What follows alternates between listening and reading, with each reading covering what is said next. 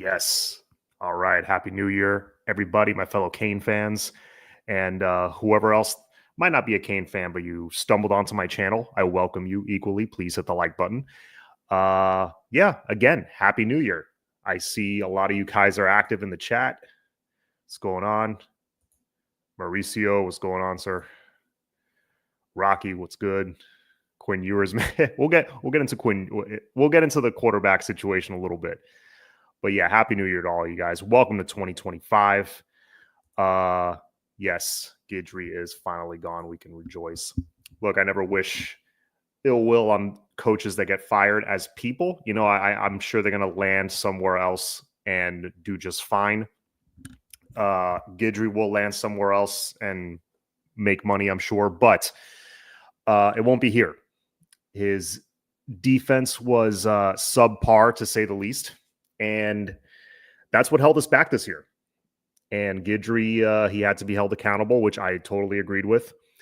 He had to go.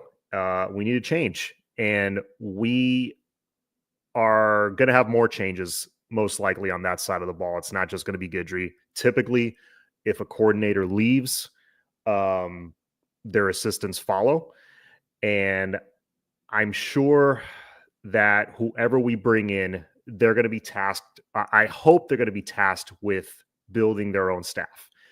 I don't want to see, like in years past where the head coach gets involved in the hiring of the assistants, because I think that opens the door for, kind of like what we had Mario's first year, where we had an all-star staff on paper, but, if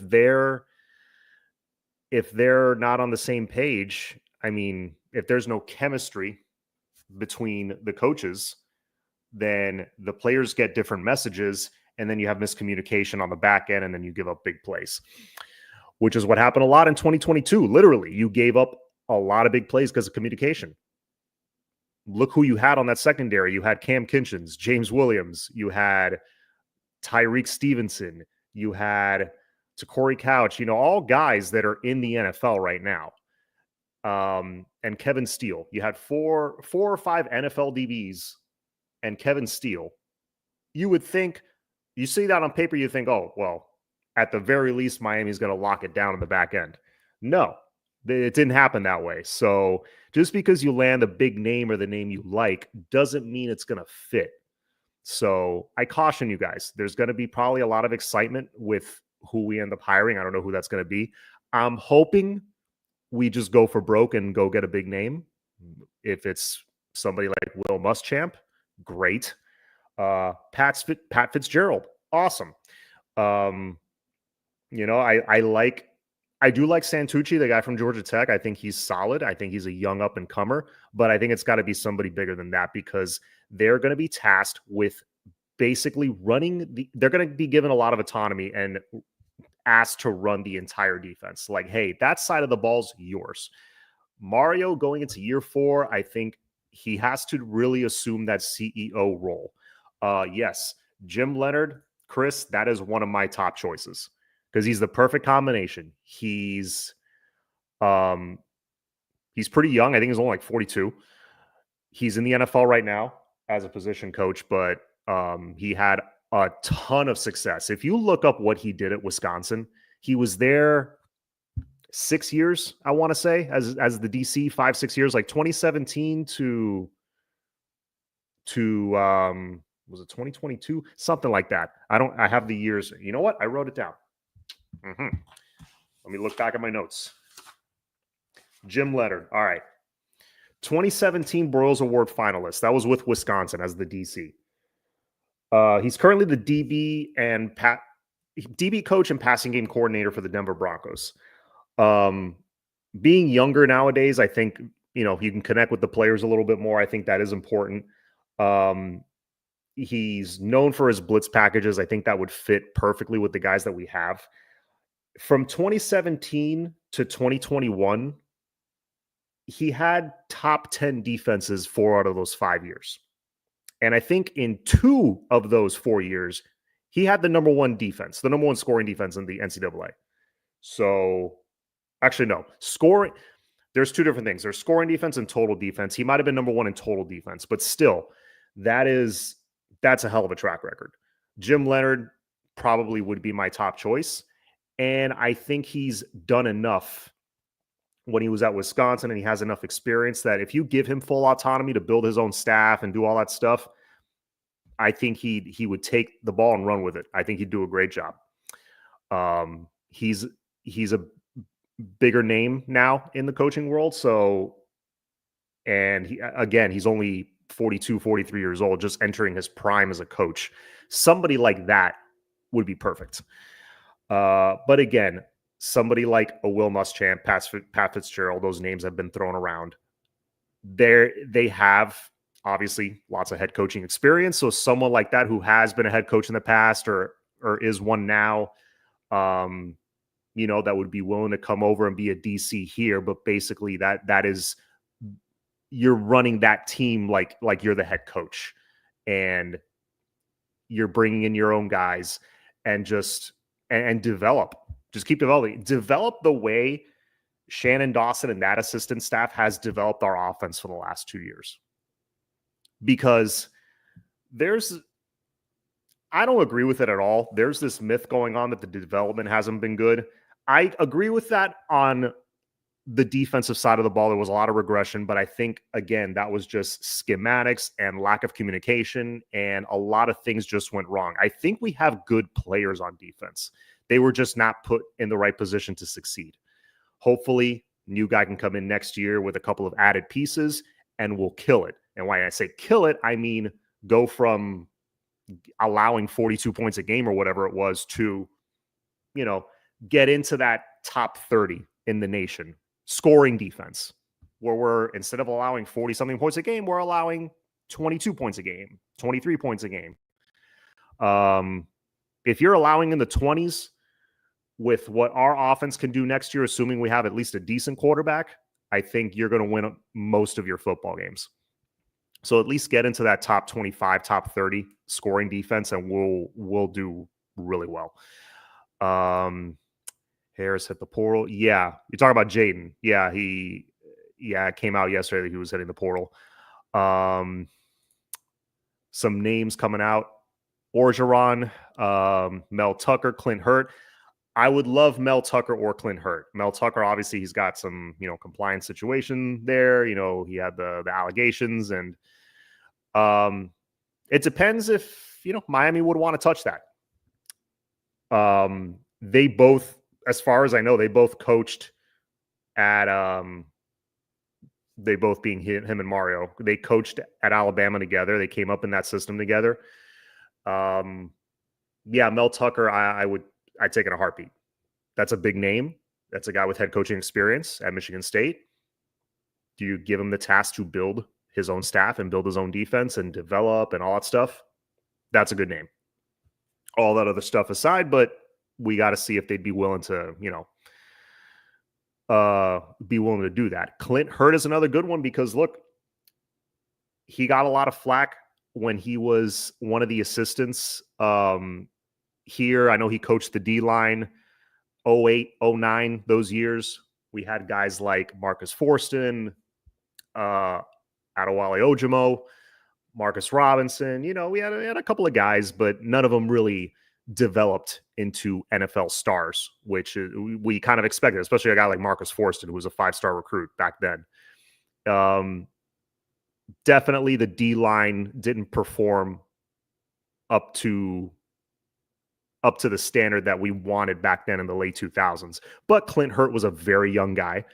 I think he's only 46 now, so imagine this is like 15 years ago. He was a young dude still, very young in coaching. He spent the last decade now in the NFL, and he's talked about a lot as like one of the best young assistant coaches in the NFL now. Like, people love him. If you hear like how people talk about Clint Hurt, people love that guy. So come back now 15 years later, where he's really cut his teeth in the NFL with that experience. I'm sure he's learned a ton. He's a defensive line guy, so maybe now he can come back under a better culture, because back then he was under he was on Randy Shannon's staff. We were broke as a program. It wasn't a great culture at all. So Clint Hurt coming now that he's put in all this time in the NFL, bringing in that knowledge under the watchful eye of Coach Cristobal. I think that could work out, and I'm a fan of that pick. So Clint Hurt, yeah, he would be like on my short list. Mel Tucker too, obviously. Ed Orgeron, here's the thing. Ed hasn't coached in a while, and I think that matters when when you've sat out for this long. I don't know. I'm not a huge fan of that one. Kermit says no to Muschamp. Why do you think no to Muschamp? Tell me. Please share. I'd love to hear. Not that I agree with you or not agree with you. I'd love to hear the opinion on that. Another guy is Robert Sala, or Robert Saleh. I always mispronounce his name. Robert Saleh. Saleh would be interesting. Brian Flores, better than anyone you mentioned yet. Hey, Brian Flores, I would not be mad at all. Whoever we got needs to retain Jason Taylor. That's an interesting topic right there. So you guys, you tell me, because I know fans have argued who we should keep on the staff. If someone comes in and cleans house, they want to bring in their own staff, but maybe they want to retain one or two guys. Is JT the guy that you retain? Because a lot of people have criticized him on all the all the stunts that they ran and all that stuff. And JT, not convinced on JT. Yeah, I just thought that the D line didn't get home nearly enough. I thought we had a loaded defensive line with all the talent and all the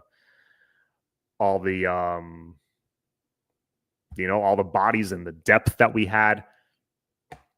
I thought the D-line should have performed way, way, way better. Just promote Jason Taylor. Yeah, a lot of different opinions on JT. A lot of varying opinions. So that's interesting. Randy Shannon, University of Miami, not happening.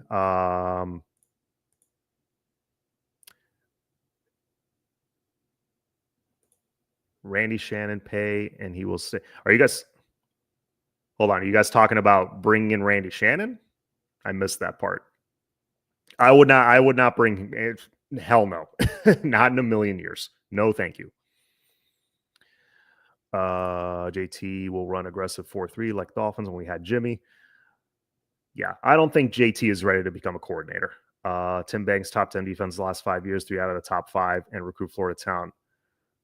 We lose DBs to him. Another interesting name.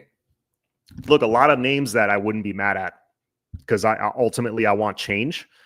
And any of these would be a step in the right direction. Just let them, or if I'm Mario, just let them come in and do their thing. Give them that freedom like you did with Shannon Dawson this year. And it worked out. We had the number 1 offense in the country. But yeah, hopefully we won't see a long drawn-out process like we have before. Likely that's what we're going to see. I think Coach Cristobal is going to really take his time. But I hope we make it. I hope he makes a decision soon. I hope he already has a short list of people in mind. Again, Santucci, the Georgia Tech guy, his name's been thrown out there. I know there's a relationship there with Texas A&M. I know he's interested, or there's some interest there. So we'll see what happens. I think something will happen with him, whether he picks Miami or Texas A&M. It will happen soon. Jim Leonard, someone proven, please. Yes. Obviously, everybody wants somebody proven. No Randy for me. Here comes Arizona State. How is that game going, by the way? Let me check on that. Texas Longhorns football. Let's see. Oh, 24. It's 24-16. Oh, boy. Arizona State's got the ball. Yeah, I feel like Arizona State was starting to wear down that defense a little bit. That would be an insane upset. Let's see. Too much twists and stunts on the D-line taking away. Yeah. No, I 100% agree with that. The twists and stunts were like It felt like every other play. And if it gets picked up, forget it. Like there's going to be no pass rush on that play. The idea, correct me if I'm wrong, the idea of running a twist and a stun is to free a guy up so he gets into the backfield immediately. That is not what was happening. Like people caught on to it really quick. So if you look at the Wake Forest game, we weren't doing much twisting and stunting. We were just pinning our ears back and going right after the quarterback. And guess what? We were getting to the quarterback. Ahmad Moten, I think, had a sack. Ruben Bain had a sack in a big spot in that game. And early in the game, on a blitz, Wes Bassane had a sack. And that was another thing. We actually blitzed in that game. I don't know. This is a lot of head-scratching decisions on that side of the ball. But look, whoever the D coordinator ends up being, just give me somebody proven, preferably not a young up-and-comer that hasn't had a ton of DC experience. I want somebody with either a lot of DC experience or even has had some head coaching experience to just run that side of the ball because, and also someone who's still in the game. That's why someone mentioned, Orgeron's been out of the game for 4 years. That's a long time to be out of it. I know you think that's not that long. I think it's a long time. Give me someone who's still in it. Who, like Muschamp right now, I think is an analyst, but is probably waiting for that next phone call to be a DC again or head coach. He was a head coach for Florida, for South Carolina. You can argue, well, he wasn't a very good head coach. Yeah, but look, experience is experience at the end of the day. He's had many years under his belt as a head coach in his early 50s. So he's right there kind of in his prime as a coach. He's done it for a long time. He's seen everything there is to see. Ton of experience. Someone like that would meet the profile of like what I would be looking for. That big name that has that experience, head coaching experience, even better. And if it's head coaching experience at the G5 level, even, I'll take that. That's experience. Okay. Just don't give me somebody who's like kind of past their prime as a coach. That's kind of like a little bit washed up. I don't want that. I want someone who's still in it, still in their prime, but has proven a lot. Go get Jimmy Johnson. Jimmy Johnson, Dave Wanstad. Yeah.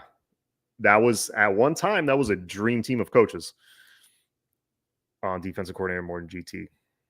It's his call more than anyone. Yeah, it's his call at the end of the day, but I from what I'm hearing, JT did have a lot of input. But that's the situation with the defense. So I would imagine most of you guys are pretty pleased that Guidry was let go. Most of you guys are happy about that. I think that's pretty unanimous on our fan base. DC and head coaching. Yeah. No, that's what I'm thinking. Muschamp, Leonard, one of those guys. Mel Tucker, if they're willing to do that, I'm all in for those. Will Jim Leonard deviate from his traditional 3-4 scheme with Miami personnel? Our players on roster seem to fit more of a traditional 4-2-5. With so many coordinators going more with like a multiple strategy, running a lot of 4-2-5 and 3-4 and all that stuff. Whether he is or isn't, if Jim Leonard wants to run that, fine, recruit those players. I think we have speed and athleticism to be able to run that. You just got to get a couple of big bodies. You got to get like a true nose tackle. That would be like the main challenge with switching to more of a 3-4 would be to get yourself a true nose tackle. That's kind of like step number one. But aside from that, if he wanted to blend in more of a 3-4 and that I think that I would be fine with that because I think that could work. I know Al Golden and Coach D'Onofrio tried to do that, but I just don't think they were recruiting the right players for that.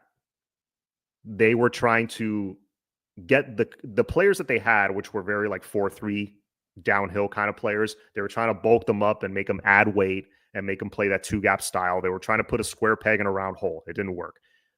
Recruit players that run more of that.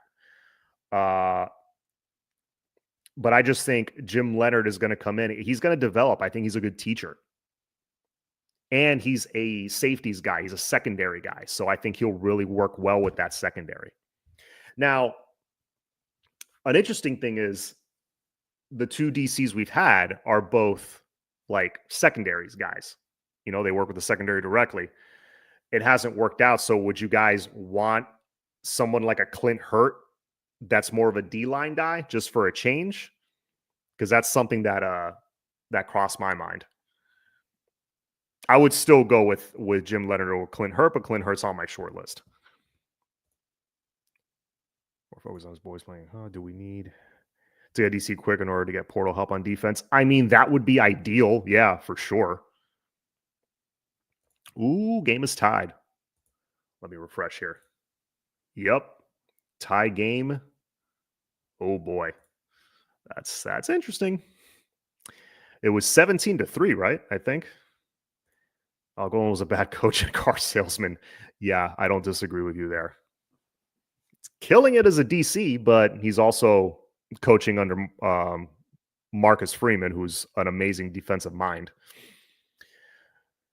So that's it for the defensive stuff. Hopefully we get somebody very, very soon. The sooner the better. I wanted to talk about this as well, though. Flo the other day was talking about on his show about perception versus reality. Loved that show. And just to piggyback on that a little bit, because he was, he touched on recruiting and Mario's timeout usage and all that stuff. Yeah, I think we're pretty much all on the same page. The recruiting has been there. For people trying to argue that he's come up short in recruiting, that's hilarious. That's not the case at all. Timeout usage, in-game management, whether to go for a field goal or go for it on fourth down. Yeah, I think he missed on a lot of those decisions late this year. Might have cost us a couple of close games. But there was one topic I wanted to dive into, and that's development. I think there's a myth that development still is not happening. And I actually couldn't disagree more. And before I get into that, I almost forgot. I totally forgot, actually. My cafecito, first cafecito of the year. Little colada. Cheers. Because we're going to get into it.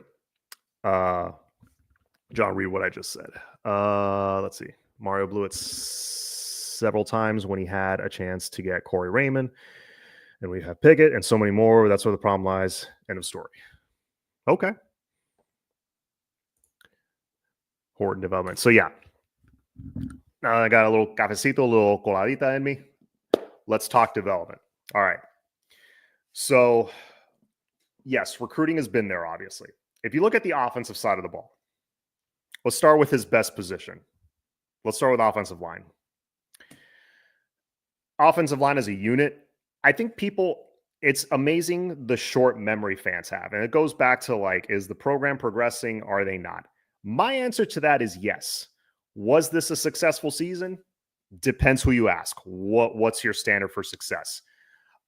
Before the season started, had I told most Cane fans, hey, we're going to finish 10-3, but Cam's going to be a future Heisman contender, and Cam is going to be he's going to, break school records, and we're going to beat Florida and Florida State.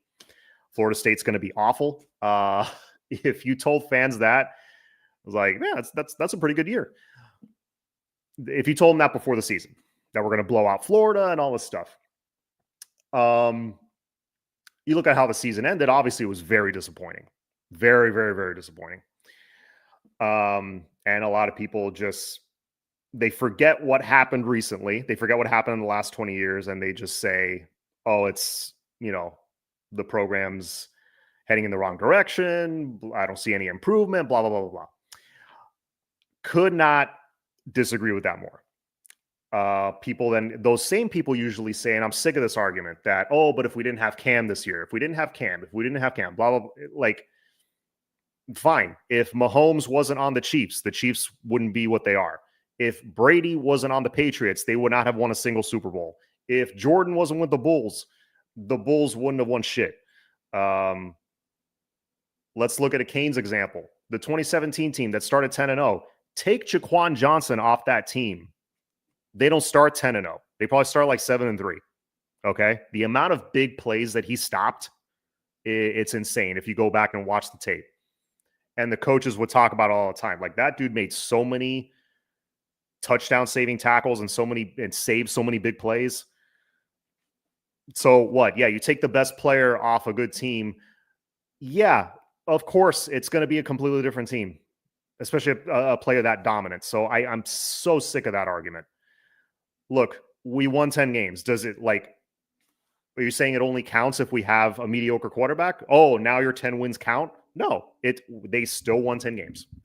Still won 10 games. You still spanked Florida in the swamp.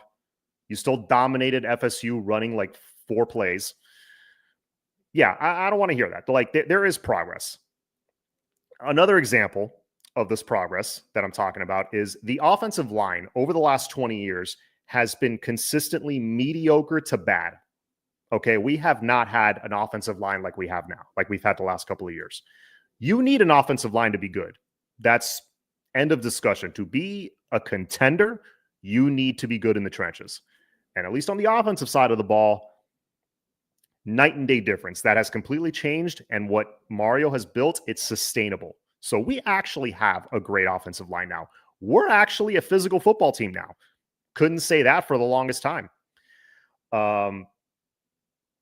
We would always fold when we went up against a physical football team. You don't remember that?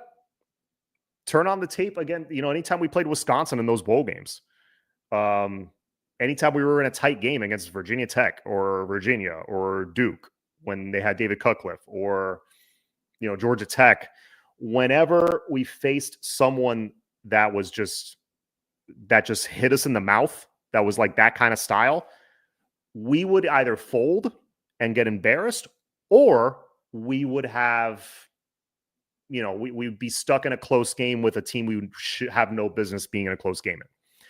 I don't see that happening anymore. This team has a totally different identity, totally different DNA. I see them fight.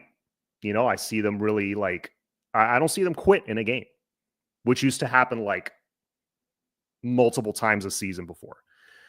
So when I say that there's progress, that's what I'm talking about. The culture's different.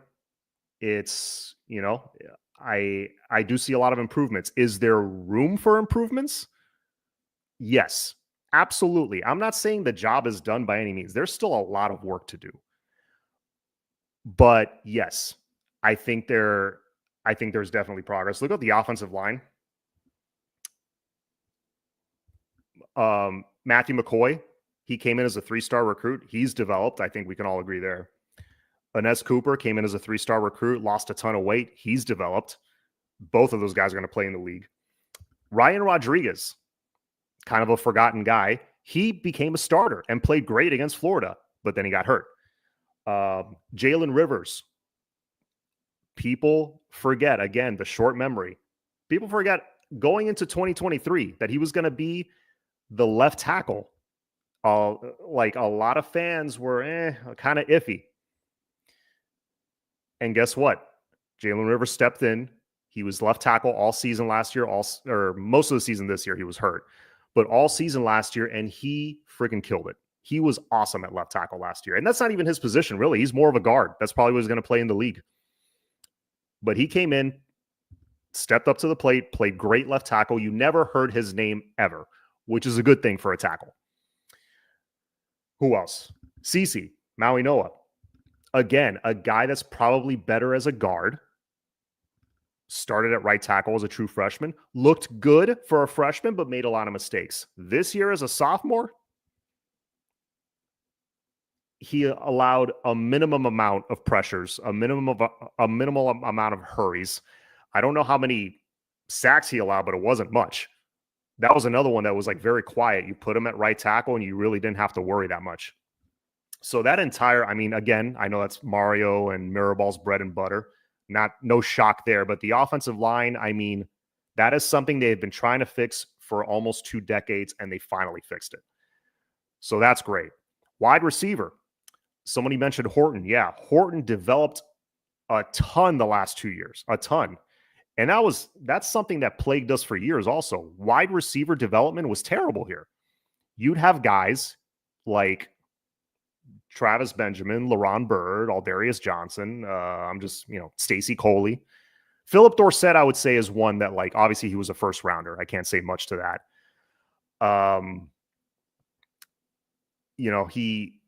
Dorsett was just a straight line speed guy, but he developed into a first rounder. Got to give him credit there. Really, outside of that, not a lot of how many 1,000-yard receivers did we have? How many 800-yard receivers did we have over the years? Not many. And if they went to the league, it was like as a 6th or 7th round pick, and they didn't last. Now you got Horton, who I know he's not on the team anymore. He's going to Bama. But over the last 2 years, Horton developed quite a bit. 6'3", 6'4", good hands, good route runner. I see him being an NFL wide receiver and being drafted probably like in the first 2 days, like a top 3 round pick, maybe 4 round. And I think he'll hang around the league for a bit. Xavier Restrepo, best slot receiver in college football.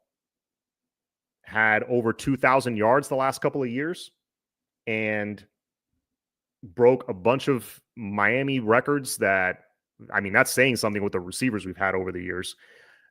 Xavier Restrepo was a monster. Ring of honor guy, in my opinion. He developed because if you remember when X came in, he showed some flashes early on, but he wasn't the X we know now until last year, the last 2 seasons. What's the common denominator there? Kevin Beard. Great teacher, great developer, also great recruiter. Jacoby George developed into a consistently productive guy. Obviously, he's got to work on the knuckleheadedness, but 2 straight seasons of 600-700 yards, something like that. He'll find his way into the league if he just bulks up a little bit. JoJo Trader. I'm so glad he got an opportunity to show what he can do a little bit in the bowl game. JoJo he's going to be fun to watch the next couple of years.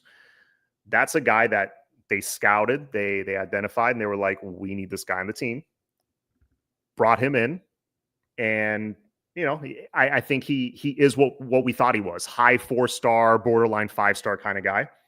And he was making plays in the bowl game. And he's going to make a lot more plays the next couple of years. Running back room.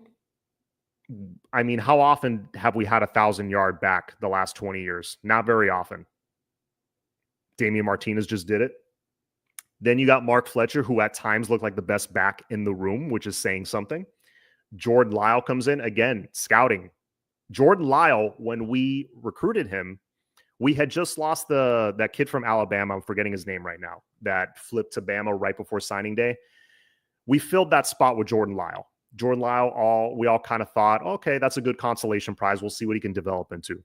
Dude, freshman year, I think he had a pretty solid freshman year, all things considered. With all the guys in front of him on the depth chart, he cracked that 3-man rotation. That is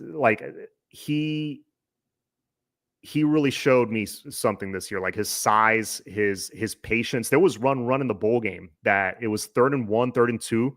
We needed the first down, and he showed the patience of a veteran, that he's just waiting in the backfield, hole opened up, and he took it. That's a freshman with the mind of a senior. So Jordan Lyle was a great pickup. Again, size, speed, explosiveness. He's just going to get better. One area that I would say the development was not good was at quarterback. Emory Williams, Kevin Riley. Thank you. Yeah, Kevin Riley was the name of that running back that we lost to Bama. Texas missed the field goal. Arizona State getting the ball back. Oh boy. All right, I'll keep an eye on that. Yes, exactly. Jordan Lyle made guys hit the portal. Yeah. Quarterback development, we've still been lacking there, but I think we're going to start recruiting at a higher level now.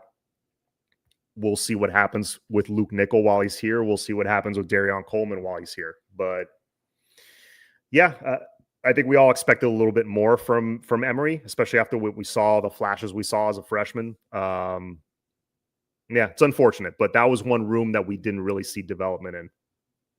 And then on the defensive side of the ball, of course, there was a ton of issues there. One guy I'll highlight, though, Ahmad Moten, he took a major step forward to the point that he could be a starter next year. Wes Besaint, I thought he got a little bit better. He's gotten a little better with each passing season. Damari Brown was gonna dominate this year. He was ready to dominate and got hurt in the first game, unfortunately. Pretty much everyone else, there was regression, but that was kind of across the board. Again, I think that was just bad coaching. Yes, Braxton Berrios was an exception to the rule. Will Pancake Honcho get on the field next year as a 5-star recruit? Third year next year. Haven't heard much on him. Yeah, that's one of the rare ones on the O-line that, big time recruit hasn't really cracked the rotation. I see him getting in the rotation next year, though. Assuming he sticks around, I see him getting in there. I think his thing was adding strength, and he's done that. Brock Romero, big time center. Yep, would not be mad at that one bit if we brought him in. Mario teams always fight. Miami's needs to be proud of this team, and Mario, don't let the media or the fans tell you how to feel about the Canes. Yeah, look, we lost 3 games, but by a combined 8 points or something. Every game was close. 2 of those games were on the road. I don't care what anyone says. Syracuse is a really good team. That was a really, really good team we lost to. We should have beaten them 1,000%. No business blowing a 21-point lead. But, you had a 21-point lead on the road against a very good team. What does that tell you? The ability's there. It's just couldn't finish. Whereas a couple of years ago, we were getting our asses kicked by teams like that. 1 year ago, we were losing close games against the likes of NC State, against, not taking a knee against Georgia Tech, all that, we remember all that stuff. Having to win an overtime game against Virginia, a team that we had a ton more talent than. It's improving. Incrementally, it is improving. But yeah, that's one thing I've noticed. This team will not have a moment like 2020 against North Carolina where they ran for 800 yards on us. I don't see that ever happening with this team because that team quit.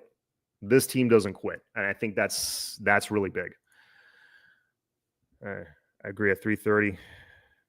He was the ultimate leader, and at halftime, I see. Kid's awesome. Mara should have said, instead of throwing Cam under the bus. I don't quite understand what you were saying there, bro. Let me go back to what John said. Maybe I'll understand. I'm more worried about Emory Williams and our horrible defense. I don't know what's going to happen. Go Canes. Look, our defense, I'm expecting a big improvement because it can't get worse. It cannot get worse. We're going to have changes. And hopefully who we bring in, it fits and it goes well. Just like when we brought in, Manny has his haters, but when Manny was a defensive coordinator, we switched the scheme up and it worked freaking perfectly. So let's see if somebody else can kind of do the same thing. Anyone on South Dakota State quarterback? You're talking about Gronowski. I haven't heard any word on him or any updates. I know there's probably interest in him around the country. I'll give you my opinion on him. Mark Gronowski, he is 6'3", 230, 235, big kid, very athletic for being so big. I watched some tape on him. His highlight tape is sick. It's ridiculous. But I try not to watch his highlights because that's just good stuff. I want to see the tape. I want to see, what's he doing every down? What's he doing? If you run a little curl, does he skip the ball to the guy? And I saw that happen a couple of times. I saw a couple of, decisions that I didn't like, but then he makes up for it, So I will say he's got an NFL arm, 100%. Kind of a weird throwing motion, but he gets the ball in there. He's a playmaker. He has a strong enough arm to, like, when he's running and he throws against the grain, which you should never do, he zips it right in there and completes it. There's a reason why NFL scouts already like him. He's going to try to get his draft stock up this next year, I would imagine, probably kind of like what Cam did. He went from Incarnate Word to Washington State and then ultimately us. But this kid, he's probably just going to go 1 year at the P4 level or at the Group of 5 level, try to showcase himself a little bit more and get to the league. I just think for Miami, that is too big of a jump. I'm not taking a quarterback that's going to jump from the FCS level to D1. Now, if you're going from Group of 5 to D1, or Group of 5 to P4, that's different because that's all Division 1. FCS to Group of 5 even is a huge jump. FCS to Miami to the ACC, that's too big of a jump for me. Yes, I realize your teammates are also, higher quality and you're throwing to better players. But those windows get tight. Those passing windows you're used to zipping the ball in through and threading the needle, they're not going to be there anymore. So, and you got to process much quicker, so it's for those reasons, I would have to pass on a guy like him. But of course, if all other options are exhausted, you have to bring in somebody, even if it's just to compete with Luke. Okay. You got to bring in somebody, but I'm not too concerned about that. I think they will. Amazing the Manny Slurpers have amnesia. That's right. That's right, John. Tell him if it wasn't Cam Moore, mine would not have won 10 games. I wish we would play the second half and come in, help for the bowl game. But he played and he was great this year. Yeah. I don't disagree with you at all. Would we have won 10 games? No, absolutely not. Without our best player, it would have been a different season. But still, he was here, he played for us, and we won 10 games. But I think we should all appreciate what he came in here and did. It was, it was generational what he did. And he like Restrepo are both going to be in the Ring of Honor one day. I wish he would have played in the second half as well. I don't think I've spoken on this yet on my show, but all this fake outrage about him not playing the second half, it's like, if you watch Pro Football Focus's YouTube channel, they did a preview for the Pop-Tart Bowl. And those guys do a good job. I watched some of their preview shows throughout the season of like our games. They were pretty spot on certain things. They called it before the game that don't be surprised if Miami kind of treats this as like an NFL preseason game kind of situation where maybe he just plays the first half and that's it. They go look for it. They called it like a week before. So when he sat the second half, I had seen that video. So I was not too shocked. I think most Canes fans were pretty okay with it. Look, you're going to be a top 5 pick, maybe a number 1 pick. Yeah. Stay healthy, go make your money. We appreciate what you did. Thank you. Emory, here are the keys. Try to take it home. And ultimately, I think for the future of the program, that was the right call because, you give, I think, Emory 3-point lead against a good secondary in Iowa State. I think that was a good test to see what he can do. If he can get you a few first downs, if he can maybe throw a touchdown pass just to kind of ice the game, you're like, okay, he just came in and did that to a number 18 Iowa State team that has, I think, the number 4 ranked pass defense in the country. This guy just came in and did that. Okay, he deserves a shot. Let's bring him in the spring. Let's have him compete for that starting spot. He didn't do that. He unfortunately failed the test, and now Miami knows they got to go get somebody. So it served a purpose at the end of the day. John, just interested to hear your opinion. Do you think someone from the program should have backed the Cam quitting hate? I feel like we threw him under the bus. Now I understand what you said later. Thank you, Ian. Yeah. Again, I have no problem with it. Should someone have spoken up?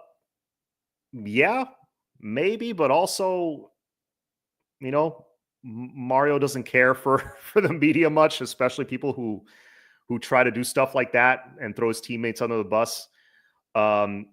Mario has said it time and time again, Cam is the best leader he's ever coached and maybe the best player he's ever coached. So I don't think this affects Cam's draft stock one bit. Again, I think it was a slow news week and it was fake outrage at the end of the day.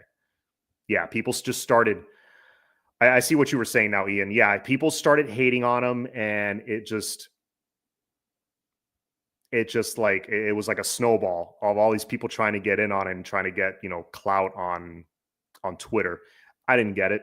Nobody really bought it, especially Miami fans were all like, dude, he didn't even have to play the first half. We're grateful he did that. We're fine with it. At least most Cane fans.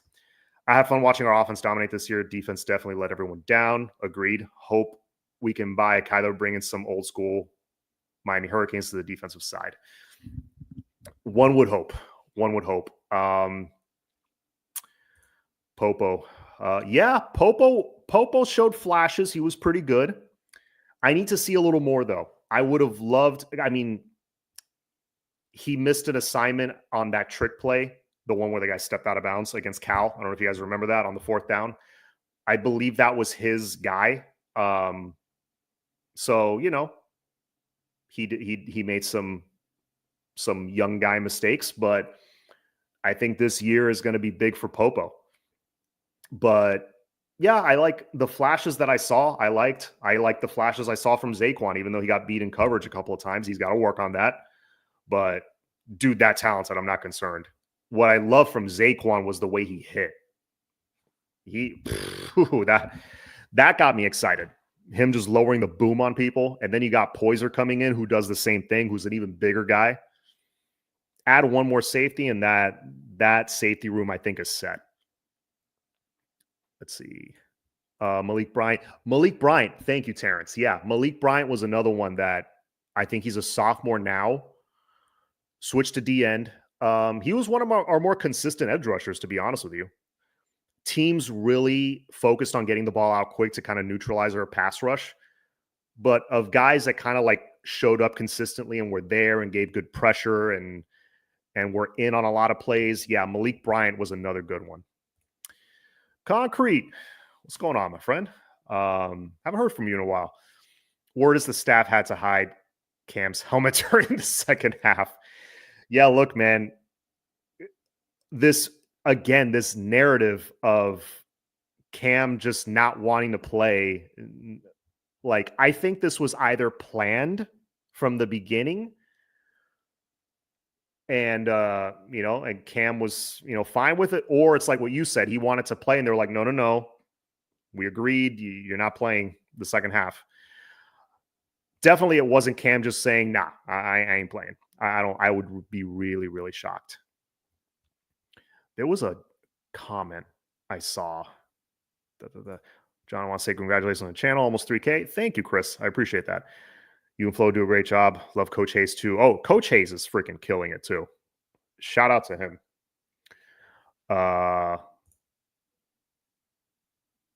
John, read what I just said. You'll see the answer. Man, the comments flew in, and I did not have time to catch up. Sorry about that. If I missed your comment, I apologize. I'm not going to be on that much longer.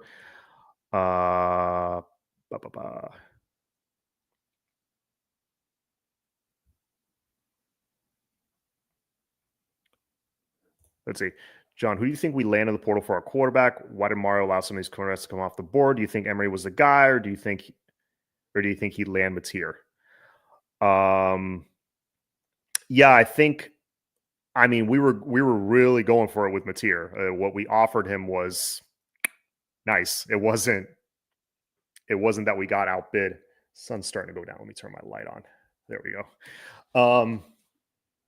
It wasn't a situation where, like in the past that we just got, we were a little broke and we got outbid and that was it. Believe me, that was not the case. Mateer went with the relationship. He went with his guy. Hey, more power to him. And that was the situation. It was between us and Oklahoma, and Oklahoma, the relationship won out there. I think they were going for broke there, but they have a plan B. I think they always had a plan B.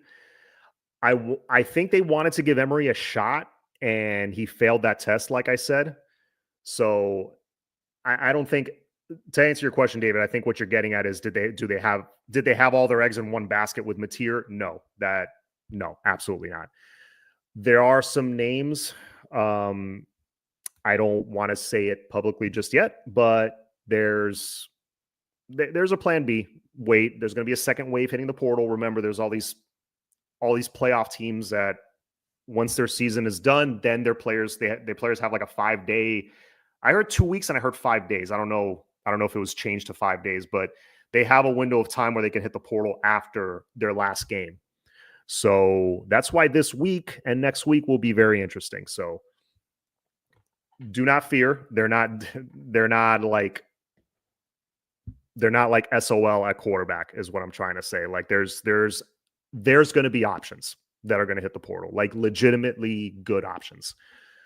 I know a rumored one was Quinn Ewers, that, there's rumors that he was already being offered. I'm not saying by Miami, just he was being offered like 5-6 million or something to hit the portal. So it's like, they're super open with this stuff now. Going to overtime. Yeah, Quinn Ewers is, if hypothetically he was one that hit the portal, I would not be upset one bit. I know fans in the comments are saying that, they wouldn't take him. Bro, he would be an upgrade over what we have, 100%. And you got to bring in an upgrade over what we have. You cannot start Luke Nickel game 1 against Notre Dame. I'm sorry. Bring in a veteran. Doesn't have to be anybody perfect. We're not going to bring in another Cam. There is not another Cam. Cam was a generational talent. It's once in a generation is what that means. You're not going to find another Cam. Okay. You got to be okay with it. If the guy's above average, take it. Look, it's our offense is plug and play. Great O-line, solid running game, solid receivers. You got playmakers. Bringing an above average quarterback that won't throw the game away, I'm good. I'm honestly good. But yeah, there will be options. Ewers, yeah, there we go. Ewers is not good. Ewers is not worth $6 million. Ewers, yeah, see, Ewers is good, bro. Just stop it. There's a lot of Ewers is really polarizing. I think he's an above average quarterback. I really do. In a good system, I think he would do really well. Should have never lost to Georgia Tech. Nope, I agree. We should not have. Let me see what I missed. Still a chance for Mendoza. I think Mendoza already signed with Indiana, if I'm not mistaken. Mendoza was one. You guys have heard me talk about Mendoza on the show. Mendoza was one I wanted. I'm not going to lie. Mendoza is a very above average quarterback with some NFL tools. And I've said this before. Excuse me. I've said this before. I see him being like a 10-year NFL vet as a backup. I see him, he will be second string in the NFL, but he'll hang around the league for 10 to 12 years. I think he's that kind of dude. We don't need Gronowski. You guys talking about the Texas game.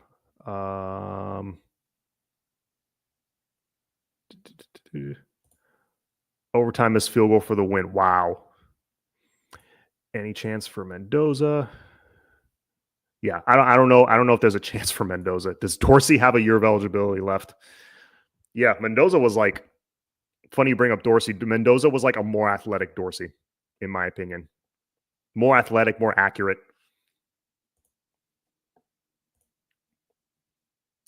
Like Brian got injured and sick. Definitely some flashes. Yep.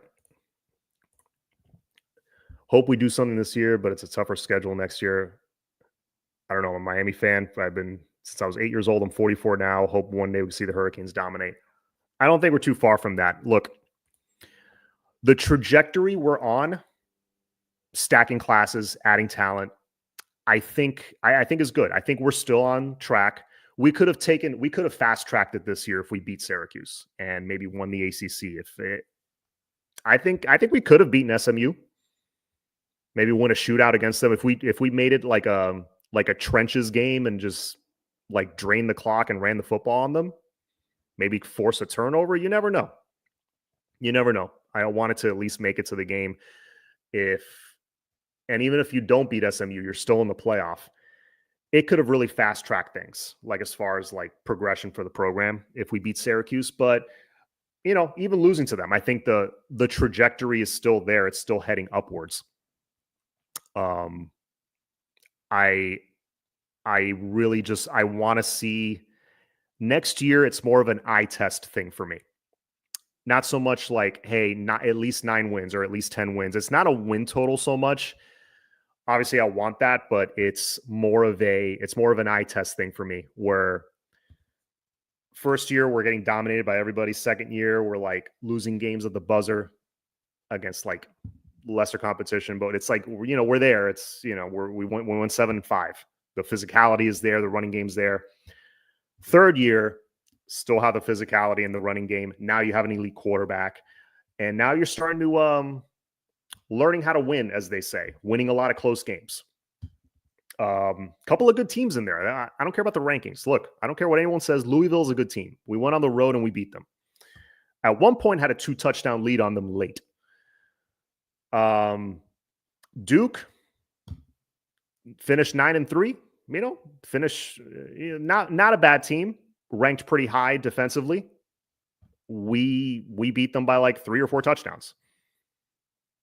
Beat a pretty decent, I would say, Florida team at the beginning of the year. So, but there were a lot of close games in there, is what I'm trying to say. Now in year 4, what I want to see is some more dominant victories. Not against Ball State, not against FAM, not against Bethune, no disrespect to them. What I want to see is 3 touchdown, 4 touchdown wins against more ACC opponents. I want to see. I expected it to see it more, but I think we'll see a little bit more of that next year. If we get again a decent quarterback, I want to see like 4 or 5. Let's say we win 9. I want like 5 of those to be dominant victories where we're pulling away in the third quarter, not pulling away in the last few minutes of the game and it looks like a blowout. I want to see like out of the gate, like us pounding teams. You know what I'm saying? So that's what I mean by it's more of a test thing. Like how badly are we beating certain teams? Are we competing in, against the likes of Notre Dame? I think Notre Dame is going to be really good next year. I think they're going to be really good. Or are we? I mean, we could certainly beat them. Are we still dominating FSU? Are we? Because they're going to be bad next year. Are we beating Florida again, second straight year? Florida is they added a lot of talent. You can't deny that they have. They've added a lot of talent. So yeah, I just want to see them pass that eye test. And if I see that, let's say they go 9-3. But with Florida and Notre Dame, they split those 2 games. They win one, and the other one, it's like a hard-fought game all the way to the end. Beat FSU, obviously. Beat the Cupcakes. And then the tougher ACC games, you trip up once or twice, but the other games, you're kind of pretty much, they're not a lot of close games. You're pretty much dominating them by at least 2-3 touchdowns. That would be ideal, and that would be a sign that it's still heading in the right direction. Give me that quarterback from Iowa State. Yeah, that QB is not bad. Oh, I see people talking about Milroe here. Milroe will kill it behind this line of these backs. I think his passing regressed. I'll be honest with you. When did the Milroe talk start? Just curious. Kind of like, I don't know, like in the last few days. Now that his season's over.